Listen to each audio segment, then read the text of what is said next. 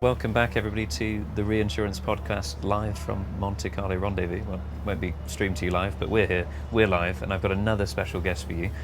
Michael Wade is here, serial non-exec, I think we were describing it earlier as, with your various titles as chairman of Howden Tiger Capital Markets, chairman of Helios Underwriting as well, and then also senior advisor to Mitsui Sumitomo.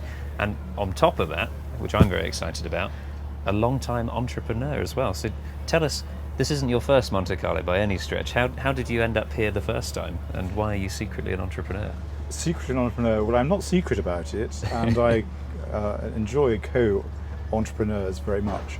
And thank you for asking me to join you, and I hope your audience of remote may be interested in what we have to say. But my first Monte Carlo, amazingly to me, was I'd set up my own firm, Holman Wade, in 1980. Very exciting. As a youngster, which you could do in those days because there was not much regulation of brokers. It was very easy of entry into the market. Set it up, and in 1981, my first Monte Carlo here, which you would write letters to reinsurers and say, would it be possible to have a meeting? And you might even make a phone call. And eventually you'd have a diary which was set up for you and you'd arrive here. Amazing. There was no question of emails, internet, faxes even, mobiles. That's what's happened in our world since a relatively short period of time. So if you take the reinsurance industry and the relevance of that, the impact of communication, data has been transformational in the way in which the reinsurance industry can respond as it does today to the major issues of the day. And we've been talking about this conference about the struggles of cyber and the interdependence on government and the reinsurance and insurance industry and looking at it and tackling it. And these are huge subjects with data and artificial intelligence and all these things.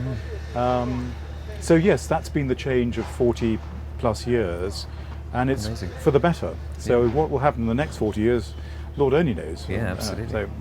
Well, you have quite a unique perspective, obviously, having seen things from all sorts of angles, the broker angle, the underwriter angle, the capital angle.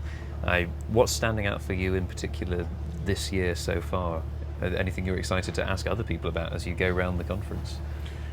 I think the big issues, and I also think when we talk about the protection gap, which is one of the biggest challenges we face as an industry, so much is not insured in the world. And you realize that when you think about risks such as agriculture and the impact of that on food security, and you think of things such as cyber and the risk of all our communications. I was just talking about communications. If we didn't have secure communications, we would be in big trouble as a human race, not just the reinsurance industry. So these are big subjects, bigger than our own industry and capital. And therefore, the insurance and reinsurance industry has to work with governments of the day. Other than cyber, that was a relatively straightforward matter, but cyber, of course, crosses all governments, all areas, whether it's geopolitical, whether it's defined as war, not war, terrorism, not terrorism. So working with government, I suppose, is probably the theme I'm thinking about as an overview. Very interesting. Obviously, I'm not talking about the very important distribution issues at this conference, and the insurers, reinsurers, capital, have we got enough, harden rates? And I suppose you would ask the question, when people say the rates are hard, well, they may be, but these rates may not be hard rates. It still may not be enough premium being charged for the rates that we are assuming. And I think that's a really important point to have in the back of one's mind. Absolutely. And you've seen, I guess, coming back to cyber, because I think that's been echoed from everybody that I've been speaking to as a major focus area. How have you seen that emerge over the last, sort of decade or so, I guess, in particular, as a topic? Is it something that comes up and down, or is it ever accelerating in people's minds? What's your sort of longer view on cyber from all those different perspectives? Well, first of all, I would not claim to be an expert on cyber. No, fair but from what I hear, I would say cyber has been the subject of increasing interest over the last 5 years, really. Yeah. I mean, some would say longer, but I think it's the last 5 years has been the focus, and I think we're only at the beginning of that journey. Yeah, interesting. Because there's so much that we don't know. Yeah. We don't know what the risks are, and we don't know whether risks are insured or not insured. Silent cyber comes to mind. Yeah. What are we sitting on that we don't know? And where we feel we do know and we have defined risks, have we charged enough, and are they systemic? Yeah. Where are the attritional losses, and so on. So I think wars such as the Russian-Ukraine situation as we have now is an indicator of the sort of exposure that's occurred. Will satellites become attacked? For example, where is the intrusion? Where's the dynamic, I suppose, in risk? Yeah, absolutely. It does feel, we've had a lot of people come on and say that they're cautiously optimistic about the world right now, because it seems temporarily a bit more stable and a bit more positive in some areas, but not in anything that they'd want to step on. In some, it's quite fragile, but stable and optimistic. Would you agree with that, or how are you feeling about the outlook? I'm not sure I completely concur, but I think I feel more comfortable this year than last year. Yes. Because I think last year was seriously unknown. Yeah. Geopolitical, I'm talking about. Whereas the geopolitical landscape, generally speaking, I would say is very uncertain. Yeah. You can look at, as we were just saying, the Russian-Ukraine dynamic, but you can also look at North Korea and Russia and China linking up. You think of the threats to, or perceived threats to Japan, and that would be huge if in any way real. Yeah. And you have the Middle East, and you have elections in the UK to a minor extent and to a major extent in the US. I mean, a very, very big year coming up for elections next year. With, I wouldn't even begin to try and look at outcomes at the moment, but whatever the outcome is huge. Who leads the United States over the next 4 years, or 4 years after the election? So now I find it a very uncertain world, and then you add climate change and the dynamics of that. So no, I don't think I feel in any way relaxed, and therefore there's risk everywhere.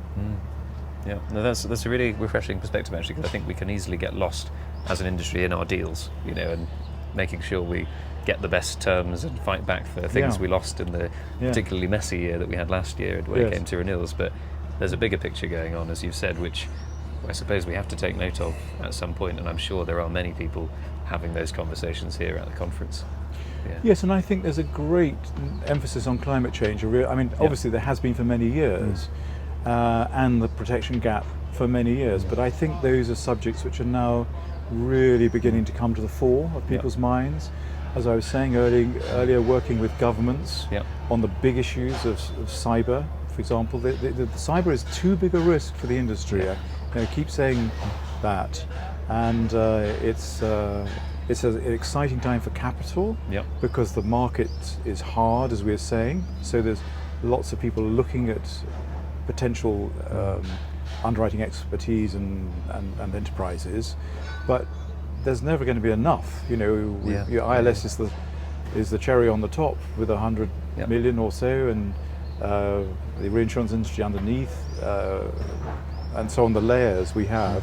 But when you take the industry capital, the reinsurance industry capital, and the ILS capital, it's quite a challenge, and it's well capitalized, but it's not big enough. Yeah, no, agree. I think we're doing what we can, I guess, with data, with technology, etc. Nowadays, in our much changed environment here at Monte Carlo, I suppose they've almost built another Monte Carlo into the sea since I noticed. First came. But with all the change, hopefully we're able to put a better case towards capital as to why they should get involved in our risk. But as you say, the world keeps changing all the time as well, so perhaps not at the same time. It's uncertain, but with more data, hopefully.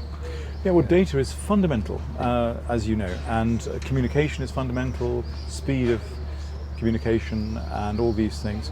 And we have plenty of challenges ahead, but I'm really confident that this industry will meet the challenge. Yeah. It's a highly intelligent industry. It's thoughtful, it's inquisitive, it worries, which it should do. Yeah. So it does all the right things. I think it's a very exciting industry to be in, actually, for the future, as well as now. Absolutely. So what are you most excited about over the next couple of days? You know, we're halfway through, I guess, Monte Carlo this year. Hoping to meet new people, new faces, old faces. What's your diary look like next? The diary looks a bit mixed, but I love the reunions. Yeah. And meeting people that you don't see day to day, and so it's lovely to walk through Monte Carlo when it's not too hot, and have meetings. And the best ones are very often the ad hoc meetings in the street when you bump into somebody you hadn't planned to meet, which of course is at least part of the reason for having conferences like this, or any conference. Yeah. And in terms of looking forward, I think it's about some secure meetings where you actually have a purpose, Yes. A specific idea to discuss. And of course, those I wouldn't necessarily discuss here on camera, with every respect. No. But yes, so everything really. It's great to meet old friends. It's great to bump into people, and it's great to have serious purpose. And you'll be back next year, I hope, as well? Well, I hope so, if someone cares to invite me, but maybe I just invite myself. Yeah, no, sounds like a plan. We'll see you there for edition 42 or something for you, I suppose. But thanks for joining us on the yacht. Lovely to have you on the show, and yeah, I'll see you soon around the conference. Well, thank you, Ben. Thank you. Thanks.